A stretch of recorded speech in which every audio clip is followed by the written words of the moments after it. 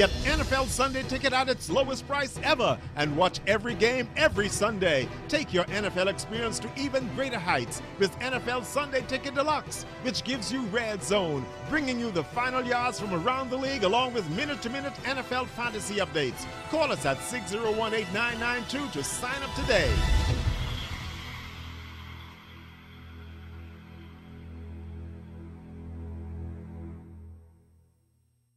Long-awaited upgrades on the way for the Royal Bahamas Defense Force. Quite an accomplishment for us. The Bahamas prepares for the revival of a $160 million industry. A behind-the-scenes look at efforts to conserve and protect marine life. The Teachers Union presents solutions to reported teacher shortages and what every woman should know about her car. We have those stories and much more coming up tonight. I'm Christina McNeil, and this is NB12, the Weekend Edition.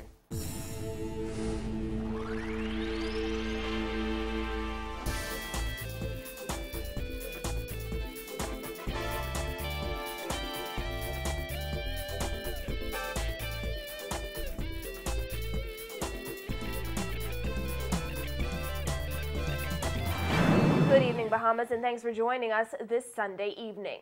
Illegal immigration has taken the highest national priority, according to Prime Minister Perry Christie, who yesterday explained that illegal migration has burdened the Bahamas with increasingly unsustainable costs. Speaking at the United Nations General Assembly, Christie explained the Bahamas simply does not have the financial resources, infrastructure, or psychological stamina to sustain illegal migration. However, he notes that as long as poverty exists in the region, illegal migration will continue to grow. This as the government prepares to make one of the largest investments in the Royal Bahamas Defense Force.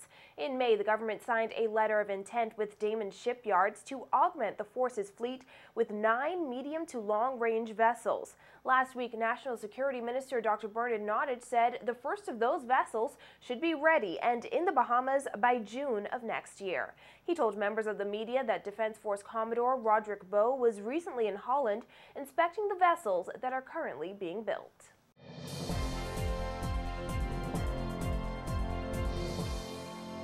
First one is well on its way, and it's expected to be here by July or so of next year if all goes well. The $200 million venture represents the single largest investment to date in the force's history, and it's one Bowe says the force has been looking forward to for some time. Sandy Bottom has been a long, drawn-out process for us. We're coming towards the end, which is quite an accomplishment for us because we've been doing this for many years now, trying to acquire the assets that we need to patrol this vast area we call the Bahamas. The deal also includes improvements to existing bases and harbors at Coral Harbor, Matthewtown, Great Inagua, and construction of a new base at Gunpoint, Ragged Island. In order to facilitate these high-tech vessels, the main base and forward operating locations will be prepared to meet all future demands for modern shipping. Matthewtown on Great Inagua will become a forward operating base for larger vessels, extending the operational range of the Royal Bahamas Defense Force. The local community will greatly benefit due to continuous access, thus facilitating inter-island logistics. Those upgrades also come with the need for a 70% increase in human capital. We have in excess of 140 applicants now we're looking at. Some of them will be disappointed because we can only take in 80 at a time. This would be the largest recruitment we've ever had. Last year we recruited the largest number at the time. And so this year we have asked the training department to prepare for a larger number because we understand that with the acquisition of vessels we were required to have additional personnel. We're at 1,215. With the 80, we'll be just shy of 1,300, and then by next year we'll be shy of 1,500. The plan is to recruit over the next few years 600 to 700 to take us near 1,900 in total. Bowe says he is pleased to see Sandy Bottom getting off the ground. The project has been in the works for at least 5 years. Well, the Sandy Bottom project is just a part of an overall effort to beef up patrols throughout the Bahamas. This is the country's sees an influx of Cuban immigrants, which is reportedly putting the strain on the public purse. A government delegation also traveled to Cuba recently to discuss policy changes with the Cuban government. Nottage says Cuba's cooperation will save the country money. Once we report that we have Cubans detained, before they will agree to take them back at all, they have to be satisfied that they are in fact Cubans from Cuba. And so there's a time that it takes for them to investigate that and determine that. Once that is determined, then we can repatriate them. They're doing it more quickly now, so that'll save us some considerable funds over the long haul, particularly if the increase in detainees that we've noticed recently continues. At last report, there were 30 Cubans in the detention center, 14 of whom the Cuban government had agreed to take sometime this week. Additionally, 2 Cubans remain at Her Majesty's prison. And the government is looking to breathe new life into an industry that has the potential to generate thousands of jobs for Bahamians and create a multi-million-dollar industry. In this report, Nikita DeVoe looks at the emerging forestry sector and explains that logging is set for a comeback.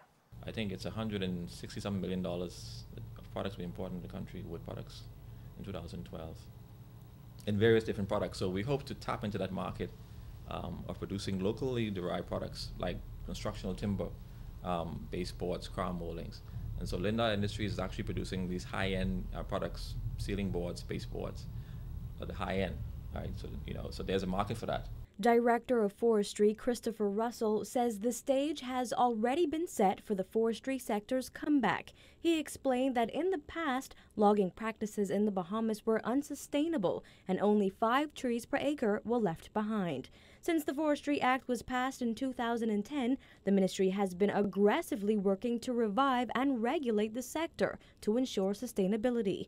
He says one company has already begun logging under regulated conditions, but Russell is encouraging more Bahamians to get involved. In Abaco, we have a training program ongoing. We've been training Bahamians in basic forest management. This is happening for the first time in our history. Okay, we have the FAO on board who is funding this training program. And we are training the park wardens of the National Trust and Bahamians employed in government agencies in basic forest management. That pilot forestry program was initiated back in February of 2012 in partnership with United Nations Food and Agriculture Organization and the Bahamas National Trust. The first phase is expected to wrap up in January, and the program will then move on to other islands. Lindar Industries Limited, a logging company in Abaco, has already begun extracting trees that have been marked as part of that program. Meantime, other Bahamians are getting hands-on experience in logging. We're actually training Bahamians in actual operations in the forestry sector, from skidding to extraction to using chainsaws, and to actually converting the logs into boards, into sawn wood. And so that's been ongoing. So we have to establish a national forest estate to be gazetted, to say exactly this is now lands reserved for forestry purposes, to be managed according to prescriptions that we would lay down. And so we are now encouraging Bahamians to get involved in the sector. An assessment is underway to identify the country's full resource capabilities. Reporting for NB12, I'm Nikita DeVoe. When people think of Atlantis Resort on Paradise Island, they think of beautiful beaches, relaxation, fancy restaurants, and of course, an amazing aquarium and water park. But what people may not know about is the resort's marine husbandry program and conservation efforts. While Atlantis has several sea creatures on display, the resort's water features team is also working around the clock to conserve marine life. Water features curator Elgin Hepburn showed us one of the animal hospitals and talked about the conservation efforts. Well, we've had the pleasure of having stingrays born, we've had sharks born. We're getting nurse sharks all the time, and we're releasing those into the wild. We release stingrays sometimes because they're reproducing so well that we get so many of them, we don't want to keep all of them in our exhibits. Earlier Earlier this month, MB12 was on hand for the release of its 8th manta ray. Hepburn says what's even cooler is when the team gets to work with endangered species. Just last year, a sawfish was born in the exhibit. It was the first time the endangered species was born in captivity. Long term, we're not, sure exactly how we're going to, deal with the sawfish issue, how best we can deal with putting those ones back into the wild. But we're hoping that as ours keep reproducing, then we can surely release some, to affect the wild population, sawfish. Another species Atlantis is trying to conserve is the green turtle. While it's not an endangered species, Hepburn says it is threatened as many people still harvest and eat green turtles. When hatched in the wild, only a small percentage of baby green turtles make it to adulthood. According to Hepburn, Atlantis is trying to make the chances of the turtles born in the exhibit much higher. To lay sometimes 80 eggs each time. So once that is done, it takes about 60 days for the eggs to mature and hatch, and so we wait where we put them on the new beach in a little kind of incubator covered with a little fence to keep the babies contained once they hatch. So right around the 60-day period, we start watching every morning. We go out looking to see what's going on out there, any babies came up, and once the little hatchlings come up, and we'll move them to quarantine and prepare to release. Most of them we release within a couple of days. The turtles are then taken to a secluded beach and released into the wild around sunset. Children from the surrounding communities are invited to take part in the experience. We've been doing this now for about 5 or 6 years. It seemed like every other year the females would go up and lay their eggs. And we've been hearing that there are turtles out there, they've seen them around Paradise Island, that are about the size that they should be since we've been releasing. So we're hoping that we're making a contribution to the wild population.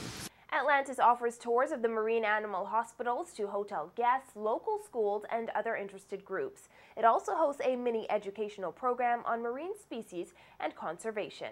Still to come, getting to the bottom of reported teacher shortages in the public education system. It's mind-boggling. And a little later, women get a crash course on car maintenance and care. Stay tuned.